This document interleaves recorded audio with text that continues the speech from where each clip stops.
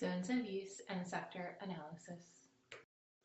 Zones of use are a way for us to organize design elements in our landscape based on how often we need to tend to each element, whether it's a plant or an animal.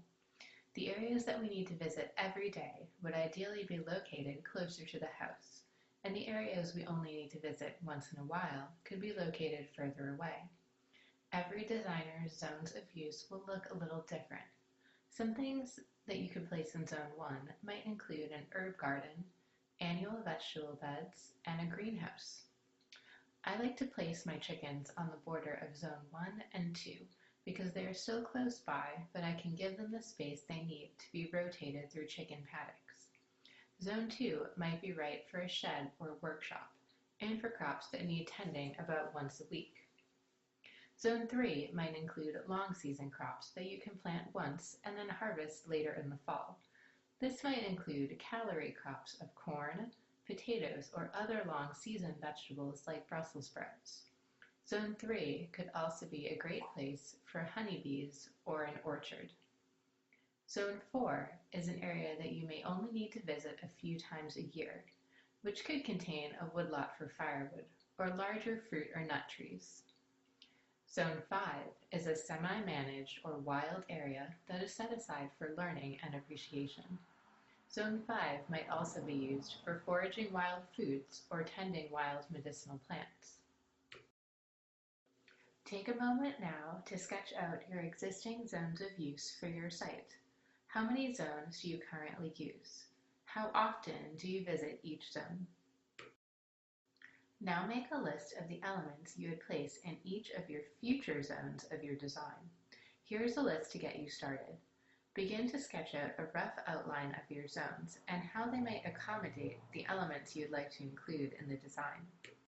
If you'd like to hear more about Zones 4 and 5, I've included a link to a podcast which can be found at the Permaculture Podcast by Scott Mann, Restoring Eden, Zone 4 Permaculture with Wilson Alvarez and Ben Weiss.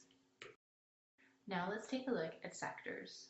Sector mapping allows us to analyze where wild energies are entering our site.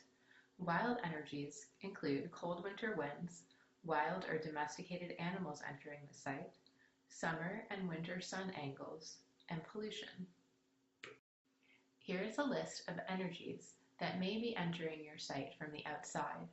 Can you think of any more examples that are specific to the site that you're analyzing? Managing sectors. You have a few choices to make about how you manage the wild energies coming into your site. Some of these incoming energies you may want to take steps to block, such as cold winter winds or fire if you live in a fire-prone area. Other energies may be caught and stored on site, and some may be redirected. You can also open up areas of the site, such as clearing tall trees, to allow more sunlight to enter. Take a moment now to sketch out the sectors or wild energies that are entering your site. What are the sectors that are present that we might not have mentioned? Everyone's site is different and will be affected by different incoming energies. Get to know the patterns at your site, and you'll be able to make informed design decisions. Using zones and sectors together can give us some tools to understand the patterns of our landscape and how they connect to our lives at the site. At the same time, we must keep in mind that changes to the zone design are inevitable. It makes sense to make some things on your site portable. This portable chicken coop would allow you to try out how the coop works in different zones before deciding on a permanent location. I also use temporary poultry fencing for my chickens so that I can set up separate chicken paddocks and decide on permanent fencing locations.